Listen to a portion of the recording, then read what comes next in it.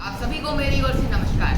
मैं 9वीं कक्षा का छात्र सार्थक आज आपके सामने डॉक्टर हरिओम पवार द्वारा लिखित एक कविता प्रस्तुत करने जा रहा हूं, जिसका शीर्षक है चंद्रशेखर आजाद। ये कविता एक ऐसे घटना का वर्णन करती है जिसमें चंद्रशेखर आजाद जी की छवि को एक देश प्रेमी के बजाय एक देशद्रोही के रूप में दिखाने की कोशिश की गई थी। मेरी कविता कुछ इस प्रकार है।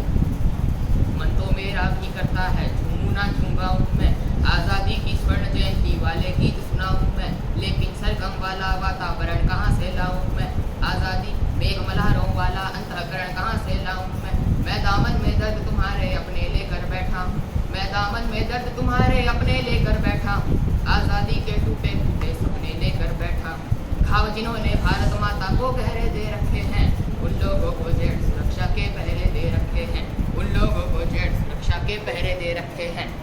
जो भारत को बर्बादी की हद तक लाने वाले हैं, जो भारत को बर्बादी की हद तक लाने वाले हैं, वे ही स्वर्ण जयंती का पैगाम सुनाने वाले हैं, वे ही स्वर्ण जयंती का पैगाम सुनाने वाले हैं।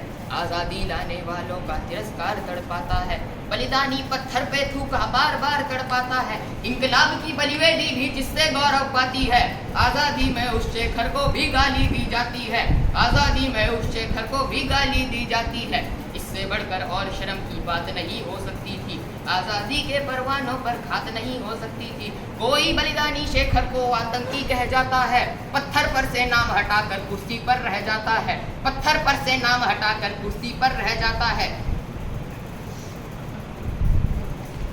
गाली की भी कोई सीमा है, कोई मर्यादा है, ये घटना तो देशद्रोह की परिभाषा से ज्यादा है। मेरी आंखों में पानी है, सीने में चिंगारी है, राजनीति ने कुर्बानी के दिल पर ठोकर मारी है।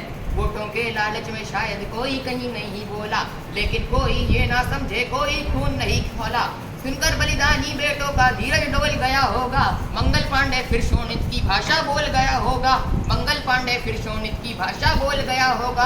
सुनकर हिंद महासागर की लहरें तड़प गई होंगी, शायद बिस्मिल की गजलों की पहरें तड़प गई होंगी। नील गगन में कोई पुच्छल तारा टूट गया होगा, अशफाकुल्लाह की आंखों में लावा फूट गया होगा, अशफाकुल्लाह की आंखों में लावा फूट गया होगा। ऊपर मिटने वाला टोला भी रोया होगा, इंकलाब का रंग बसंती चोला भी रोया होगा, चुपके चुपके रोया होगा संगम तीरथ का पानी, आंसू आंसू रोई होगी धरती की चुनरधानी। समंदर रोई होगी भगत सिंह की कुर्बानी, एक समंदर रोई होगी भगत सिंह की कुर्बानी। क्या ये ही सुनने की खातिर फांसी झूले सेनानी, क्या ये ही सुनने की खातिर फांसी झूले सेनानी। जहां मरे आजाद भारत के पत्ते खड़क गए होंगे, जहां मरे आजाद भारत के पत्ते खड़क गए होंगे, कहीं स्वर्ग में शेखर जी के बाजू खड़क गए होंगे, शायद पल दो पल को उसकी निद्रा भाग गई होगी, फिर पिस्तौल उठा लेने की इच्छा जाग गई होगी, फिर पिस्तौल उठा लेने की इच्छा जाग गई होगी। महायज्ञ का नायक शेखर गौरव भारत भूखा है, जिसका भारत की जनता से रिश्ता आज लहू का है, जिसके जीवन के दर्शन ने हिम्मत को परिभाषा दी, जिसने पिस्टल की गोली से इंकलाब को भाषा दी, जिसने पिस्टल की गोली से इंकलाब को भाषा दी, जिसने धरा गुलामी वाली कांति निकेतन कर डाली, आजादी के